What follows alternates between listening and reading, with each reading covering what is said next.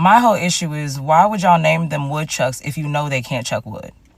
Like, what's the purpose of that? And then, to add insult to injury, you make a whole tongue twister or nursery rhyme talking about the very thing that you know they can't do.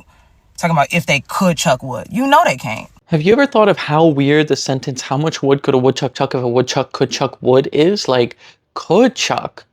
So they don't chuck. So why are they called woodchucks in the first place? Well, this is a simple case of coincidence. The word comes from a first language that then gets borrowed into a second language and sounds like something else in that second language, but is completely unrelated. I'm not sure if that word is used for other animals around the world, but the one that North Americans are most familiar with is, well, a North American animal. So as such, it gets its name from North American indigenous languages, specifically the Algonquin languages, which were spoken in this area. And this wildlife website says the original word was WOODCHUCK, although I've also seen a fellow linguist and much better linguist than me, Danny Heber, says it comes from WOODCHUCK, specifically from the Cree language, which is one of the Algonquian languages. But considering how similar the words WOODCHUCK and WOODCHUCK are, I'm guessing they're closely related terms from similar languages. No matter which one actually informed the English, the point is it was never about wood or chucking, it was just a word from another language that happened to sound like the words woodchuck in English. So that's why there's no point in actually asking how much wood could a woodchuck chuck if a woodchuck could chuck wood, because they don't chuck wood, because they're not actually woodchuckers. They just have a name that sounds kind of like woodchuck in English.